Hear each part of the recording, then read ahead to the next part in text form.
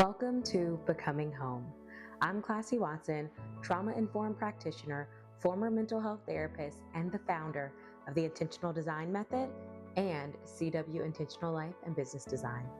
This podcast explores what it means to design a life your nervous system can truly feel safe inside and rest in. And in today's episode, we're exploring a simple truth that has quietly been shaping the work that I have been doing for years. You cannot build a meaningful life from a body that feels unsafe. And understanding this changes the way we think about growth, healing, alignment, leadership, and the lives we're trying to build. So let's jump into the episode.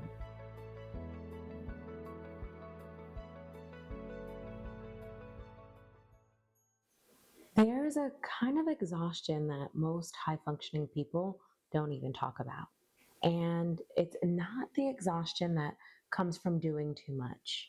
It's the exhaustion that comes from holding too much responsibility, holding too much expectations, holding so much control, and holding together the things that feel like they might fall apart if we stop paying attention to them, if we stop juggling everything. And see, when you're the person that people see as capable, as maybe dependable, as strong, that holding slowly becomes your identity.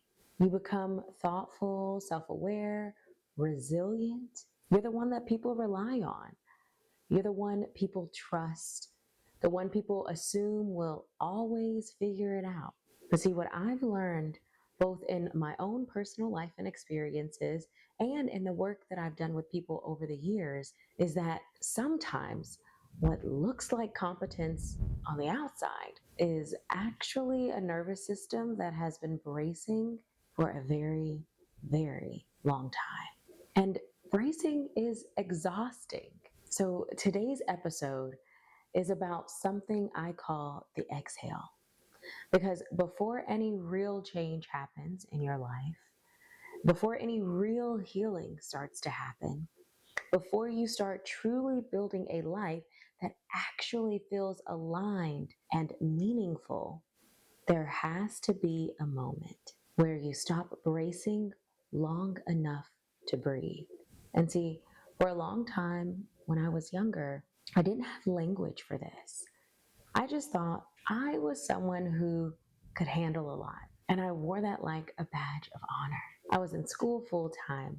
I was working full time, running a business, managing my life, and managing all of my relationships and friendships, and managing all of my responsibilities, all while also navigating family dynamic. And see, from the outside, it looked like I was doing well because I was accomplishing things, I was moving forward, I was capable. But see, internally, something was off. I was so exhausted, and exhausted in a way that felt deeper than just being too busy. And what made it even more confusing was that I was doing things I loved, but I was just so exhausted that I didn't even enjoy them anymore. And that was a moment where I had to stop and really ask myself something difficult. I remember thinking, why am I this tired all the time? And is this really how I want my life to feel? Because this isn't sustainable. Something about the way I'm living, about the way I'm moving through my life is slowly draining me. And so I started to realize something.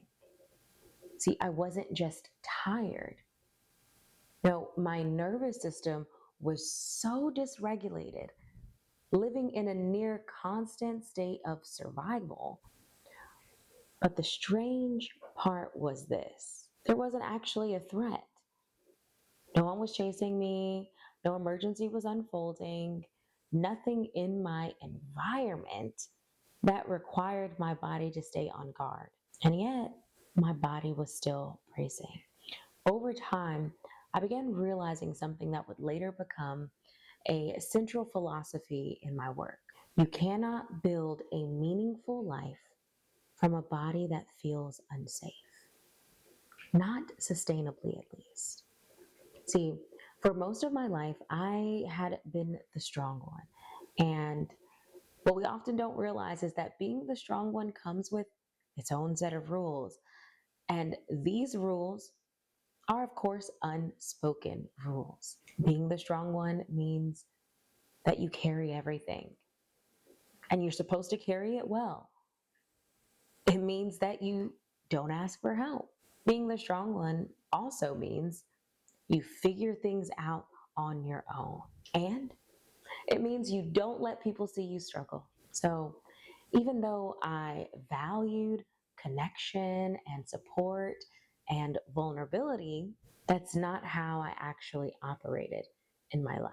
In fact, I carried everything myself, even emotionally, even in my relationships, even in the moments where I really needed support the most. There were experiences in my life that forced me to see this more clearly. Moments that were incredibly difficult to navigate and manage in real time. But what stood out to me wasn't just the pain of those moments, it was something that several of my friends said to me. And I had to take notice of it. And I remember it to this day with pristine clarity. And what they said actually caught me off guard. They said, "We've never seen you cry, and we don't know how to show up for you." That moment made me realize something I had never fully acknowledged before. People didn't know how to support me because I had spent years showing them that I didn't need support. I had performed capabilities so consistently that even the people who loved me didn't know how to meet me in vulnerability. And that's when I realized something really important. I wasn't just strong, I was braced. And that was the difference. Because that is not from a healthy place. See, there's a concept that I talk about called the perspective embodiment gap. And it's something I see constantly, particularly in high achieving people, like I also saw in myself. So, the perspective embodiment gap is the distance between what we intellectually understand and how we are actually living our lives. For example, you know boundaries matter, but you don't set them. You know rest is important, but you never slow down. You know support is valuable, but you don't ask for help. You know exactly what a healthy life looks like, but your behaviors, your decisions, your habits don't quite align with the values you say you hold. And this gap is incredibly common in high achieving people because insight is not the same thing as embodiment. You can understand something extremely deeply and still not live it. And what happens is that gap creates tension, and that tension creates exhaustion because part of you knows that something needs to change, but your patterns, your behaviors keep pulling you back into the same ways of operating.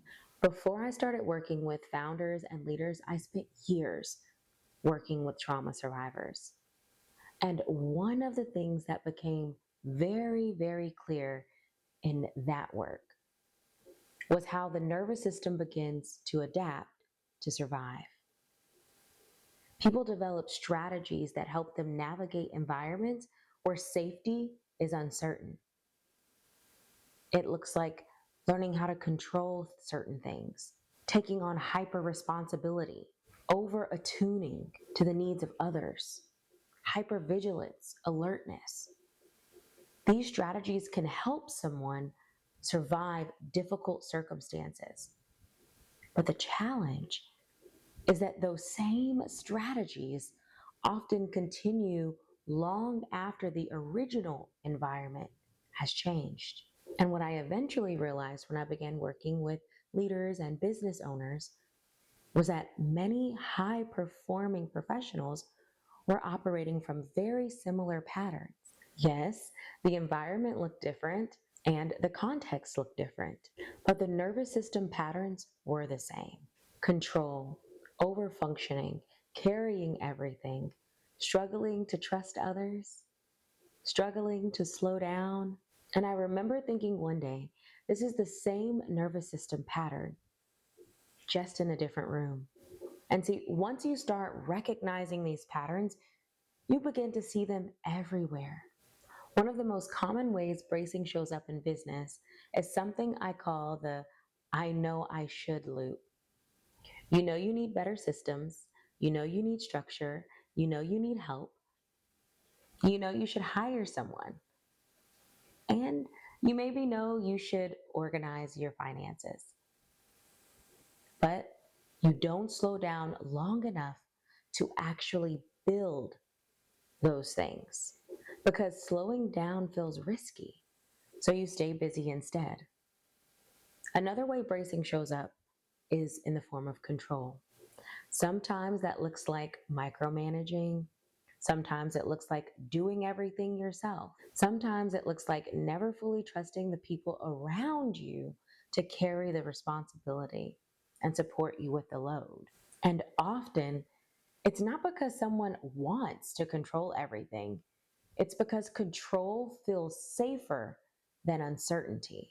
Another pattern I see frequently in leadership is something I call the conversation loop. Leaders talking about the same issues over and over and over again. I've seen leadership teams spend months and sometimes years discussing the same problems. They're re strategizing, reevaluating, talking about hiring support, talking about restructuring a role.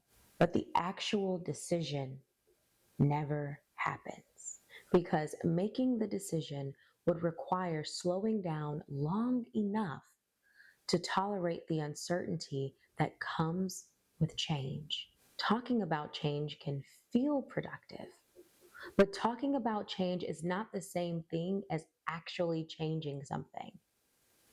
And when leaders stay in this loop long enough, motion starts to get mistaken for progress. And there's another distinction that's really important here.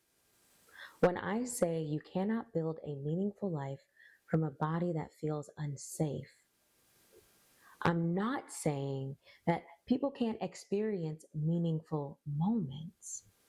No, people do that all the time, every single day. Take a vacation here, host or have a celebration there, go on a trip, go out to dinner, have a beautiful experience, have meaningful moments all the time. But meaningful moments are not the same thing as meaningful living. Meaningful living is when the way you move through your life has alignment, it has consistency, safety, congruence. It's when your life is not built on burnout with occasional moments of relief or restoration. It's when the actual structure of your life supports your well being. And when someone is constantly braced, that kind of living and that kind of life becomes very, very difficult to build. Which brings me back to the idea of the exhale, because the exhale is the very first place that change begins.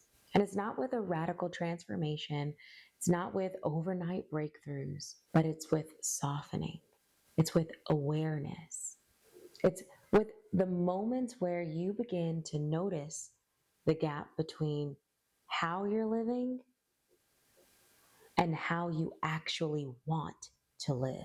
And often, the first sign of that shift isn't relief, it's awareness. It's noticing of your patterns, your beliefs, your behaviors, your decision making.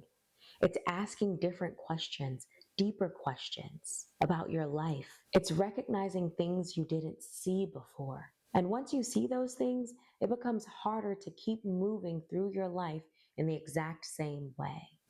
So I want to leave you with a question to sit with after this episode. What are you holding? And where in your life are you still bracing?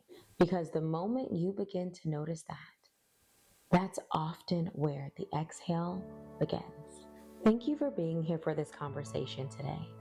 If something in this episode resonated with you, take a moment to sit with the reflection we explored today. And if someone came to mind while you were listening, consider sharing this episode with them. And if you'd like to continue the conversation, you can find more episodes of Becoming Home on YouTube or wherever you stream your podcasts. Until next time, take care of yourself and continue becoming home.